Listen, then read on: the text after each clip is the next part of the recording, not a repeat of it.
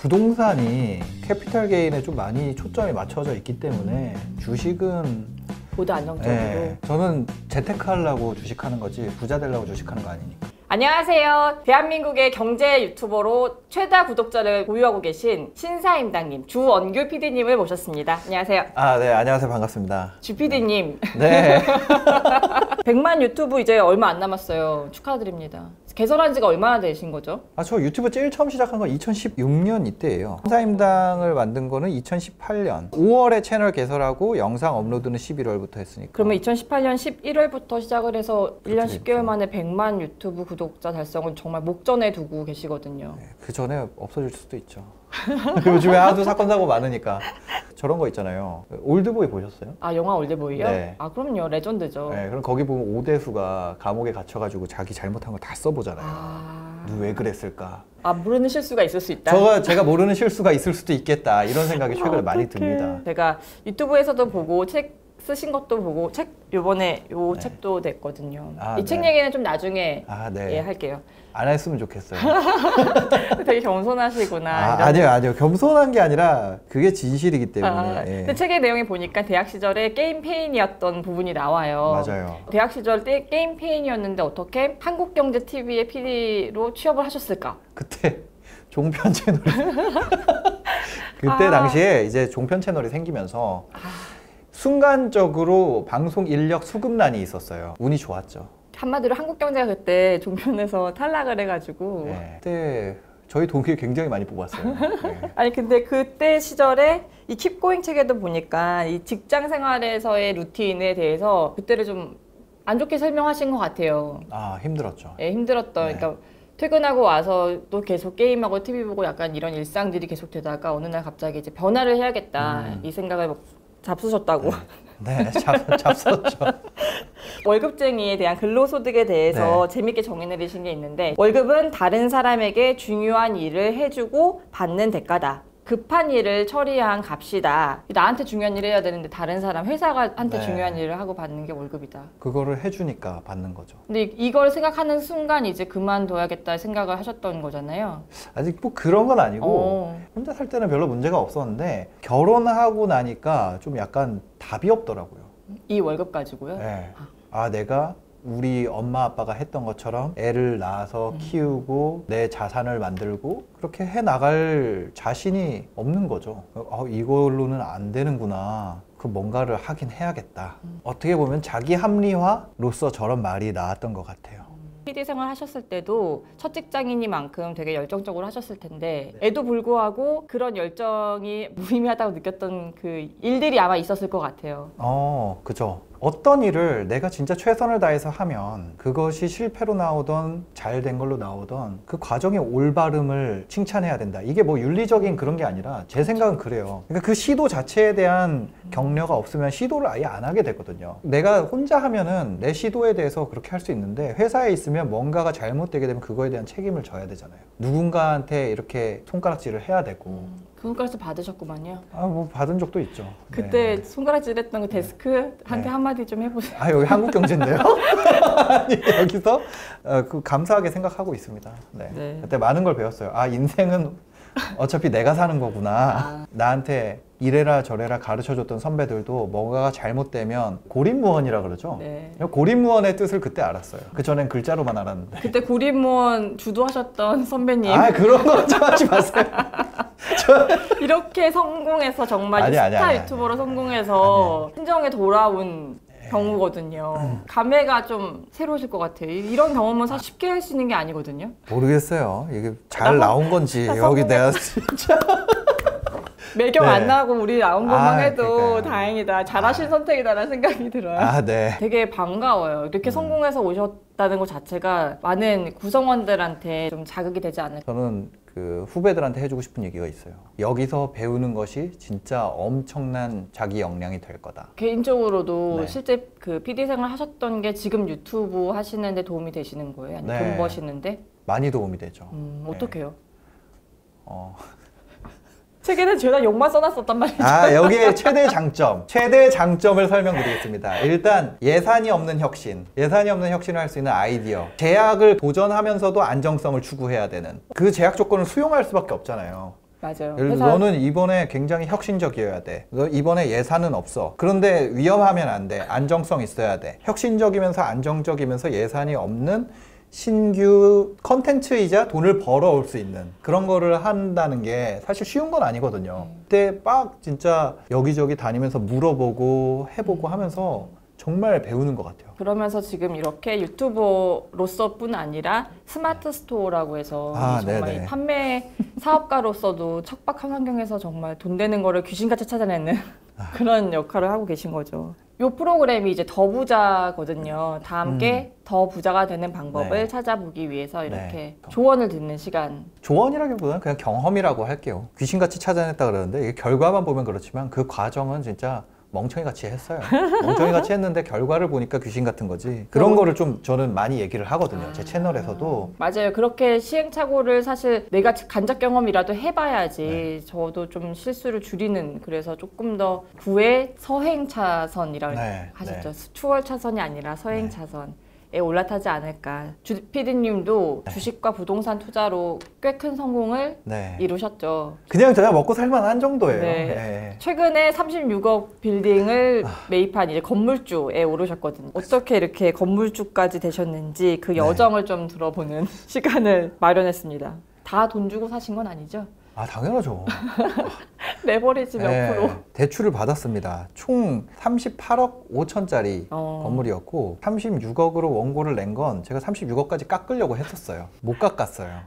와, 진짜 이런 것까지 까네. 제가 26억을 대출을 받았죠. 그 다음에 26억을 변동금리로 2.4%로 받고 고정금리로 스왑을 했어요. 그래서 고정금리를 사와서 3년짜리를 사주신다고 하더라고요. 스왑을 할래 아니면 그냥 할래 이래가지고 거기에서 스왑을 해주셔가지고 임대 수익률 4% 목표로 생각하고 이 건물 매입을 하신 건가요? 네, 맞아요. 지금 같은 코로나 상황에서 사실 임대 공실 안 날 보장이 없잖아요.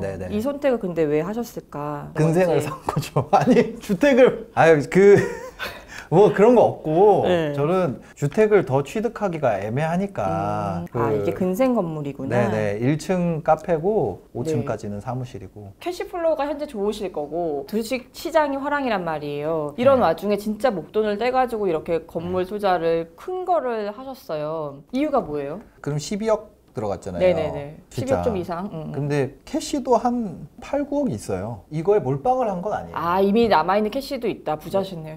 아니. 그게 아니라 거기에 몰빵을 한 건 아니죠. 그러면 현금성 자산이 이미 8, 9억이 있고 부동산을 이렇게 건물로 또 매수를 하신 거고. 맞아요. 저는 세금을 따박따박 다 내고 있기 때문에 이렇게 얘기를 드리는 겁니다.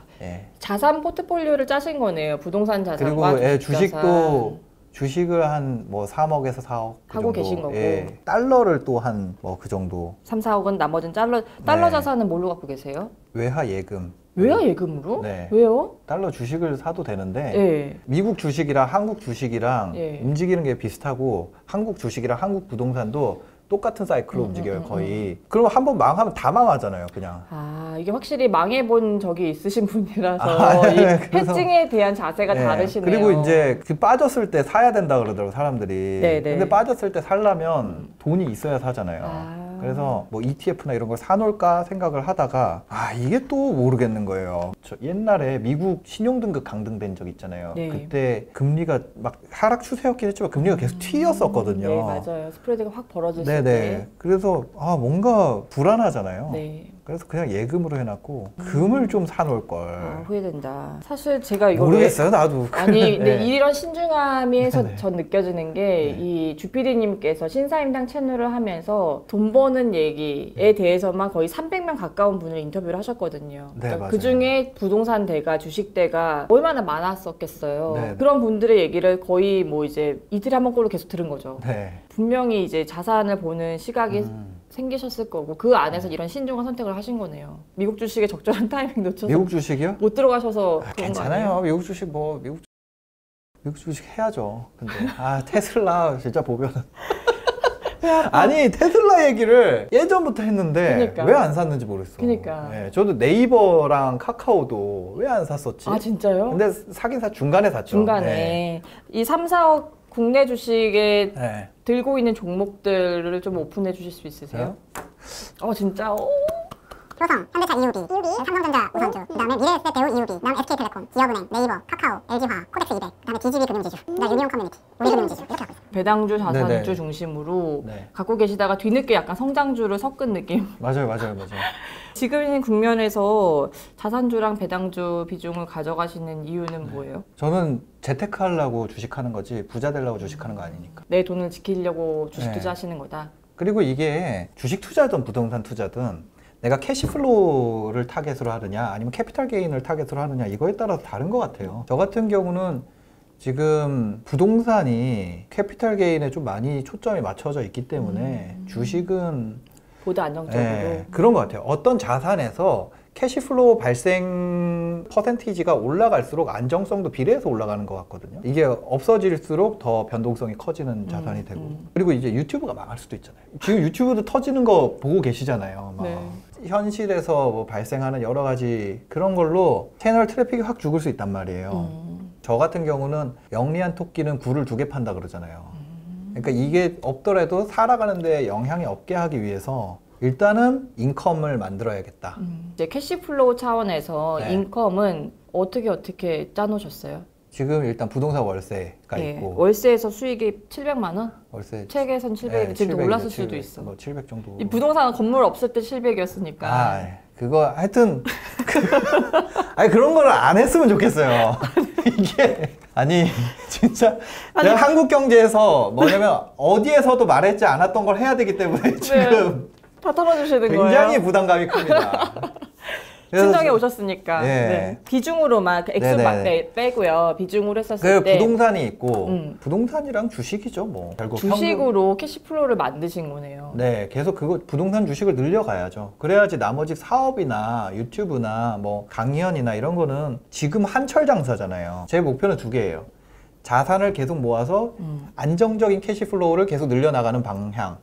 그 다음에 이 한철 장사로 여겨지는 것들을 어떻게 구조화하고 지속할 수 있는 방향으로 바꾸느냐, 그 양쪽에 투자를 하고 있죠. 이쪽에는 이제 뭐 사람을 뽑는다거나 아니면 뭐 촬영 장비를 한다거나 그런 식으로 인프라에 투자를 하는 거고, 네네. 이쪽 자산은 뭐 자산에 투자하는 거고, 네. 그 2개 다 해야 되는 것 같아요. 주식 네. 자산에서도 캐시플로우 측면이 중심이기 때문에 그래서 배당주 자산주 중심으로 종목을 갖고 계신 거였네요. 네네네. 이 종목들을 담으실 때 네. 직접 공부하고 네. 담으셨어요? 아니면 이렇게 인터뷰를 통해서 좀 이렇게 듣고 해안을 했냐? 듣고 찍어줬냐? 직접 샀냐? 이거잖아요. 네, 어떻게 하셨어요? 저는 누구한테 주식을 물어보고 사진 않아요. 그냥 알아서 얘기해 주는 거 듣기는 하는데 그렇죠. 그러니까 방송에 나가는 거 외에 제가 어떤 주식을 사지는 않습니다.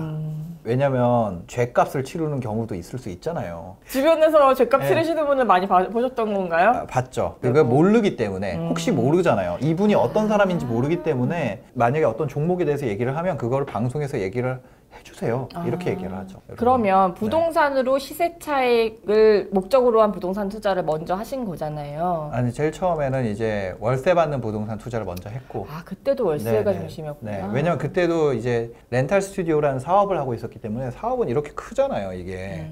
그러니까 이거를 안정화하려면 클 때 사놓고 작을 때 여기서 이제 캐시를 받을 수 있는. 그렇게 해서 이걸 평평하게 하는 게 목표였기 때문에 저는 사실은 주식이랑 부동산 투자하실 때 어떤 관점으로 투자하느냐, 어떤 게 좀 차별화돼 있느냐를 여쭤보려고 했던 건데 네. 되게 캐시플로우라는 점이 공통적이네요. 네, 캐시플로우랑 그냥 자산을 모은다. 타이밍을 잘 보셨던 것 같아요. 대단하시네요.